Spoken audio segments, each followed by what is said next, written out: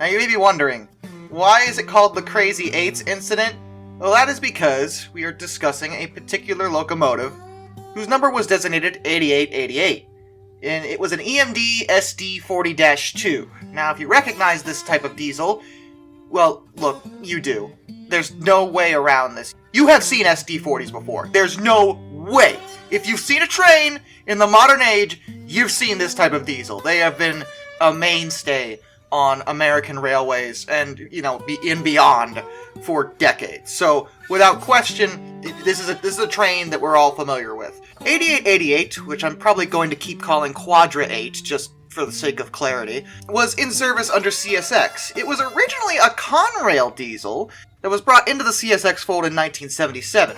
The incident took place on May 15, 2001. What happened was Quadra 8 was at the Stanley Yard in Walbridge, Ohio. The individuals in question, an engineer and conductor, were doing some switching maneuvers, and for the sake of switching maneuvers and the sake of their sanity, they didn't actually hook up the air brakes on the cars they were moving around. Now, this is not a non-standard procedure, because switching maneuvers generally don't involve any kind of grades, very low speed.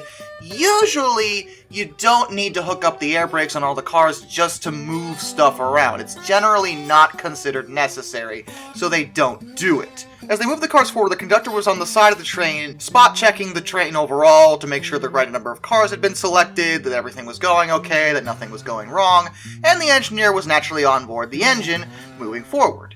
As the train moved forward, he noticed that there was a misaligned switch, and from his perspective, he did not believe he could actually stop the train prior to hitting the switch. Now, this could result in a few things, depending on how the switch was misaligned. Sometimes the train could simply push the switch into alignment. It could derail the train, or you could damage the switch. In any event, he thought it was too big of a risk to take, and proceeded to set both the independent air brake and attempt to set the dynamic brake on the locomotive, and then jump off the locomotive and run towards the switch to set it correctly. This part is in no way standard procedure. You do not leave a train that is underpowered and still moving. Don't actually do that. That is very, very dangerous, for reasons that I think are very clear. It's also super relevant to mention that because the independent was already set, the deadman switch that the SD40s were equipped with would be disabled, because as long as the brakes were set, as far as it was concerned, the train should be stopping. However, this is where we're going to get into the dynamic brake problem. Now, dynamic braking on engines works like this. Basically, it uses its own power against the momentum of the train going forward to effectively force the train to stop. It's a little more complicated than that, but it's not like the air brakes, which are similar to your car's brakes, to be brutally honest. They work in a very similar manner. Dynamic brakes work off of physics and, basically reverse power is the loosest way I can explain it. But the point here is that he did not set the dynamic brakes to being on. In fact, what he did is set the dynamic brakes to the opposite, to actually power, to make the locomotive go forward. So the train wasn't actually braking. It was going faster. Though the air brakes were on, this was not nearly enough to compensate for the power of the engine, and the train proceeded to accelerate forward, with its deadman switch disabled and with no driver on board. The engineer did attempt to reboard the train, but it completely outpaced him, and suddenly, they had a runaway on their hands. The engineer conductor immediately notified dispatch, and emergency services were also notified, as the train was carrying 2 tank cars loaded with molten phenol. Now, phenol is used in paints, glues, dyes, etc., but it's incredibly toxic stuff. Raw phenol is nothing to mess with. Whether you inhale the fumes, or you get it on your skin, or anything like that, it can cause significant harm. So, now we have a runaway train with toxic chemicals on board that is just barreling south through Ohio. Oh good, with no hope of stopping it. There were attempts made to stop the train initially. The first thought was, well, we could just derail it with a portable derailleur. Here's the thing about portable derailleurs. They can work, but they're a bit chancy. If the train is too heavy or going too fast, or both, as the case may have been, the derailleur won't be enough to throw the train off the rails. In this case, the derailleur was actually completely thrown off the track itself, and the train moved on as if nothing had happened. Which, okay, that didn't go well. The local police then decided, hey, guys, I got a great idea. What if we shoot it? Yeah, great call. They were attempting to shoot the fuel shutoff switch that is on the side of SD40s. Now, there's two problems with this. First of all, the button in question, because these were taken from Conrail, these designs require that button to be pressed in for a few seconds before they actually go off. Now, if that had worked, it would starve the engine of fuel and it would stop. So, like, the idea makes sense, but a simple bullet striking it is not gonna cause that switch to do what it's supposed to do. The other issue is the switch is located right next to the fuel tank, and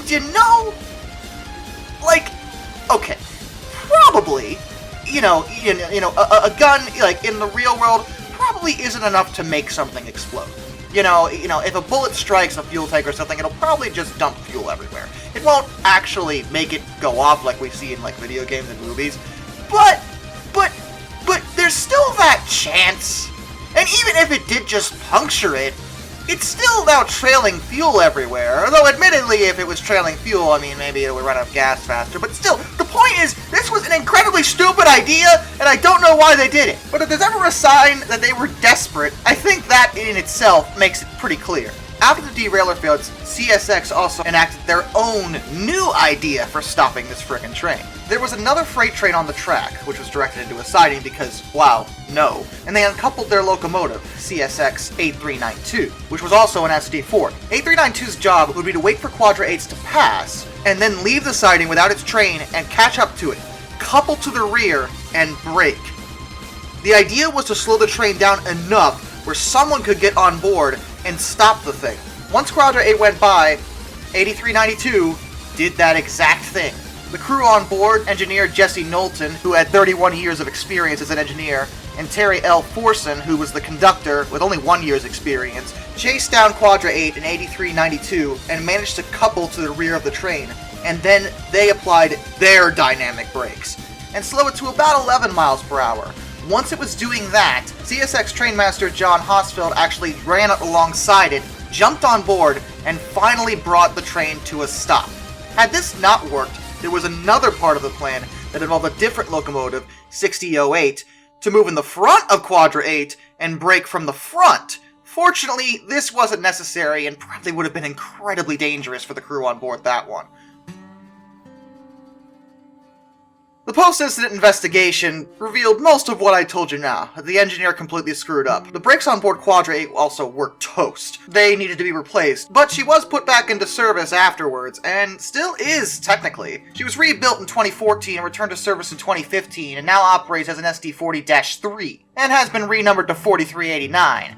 There were attempts to preserve her as Quadra 8, since the incident's a little bit famous, but CSX rejected any offers to buy it, as they felt that she was not worth preserving.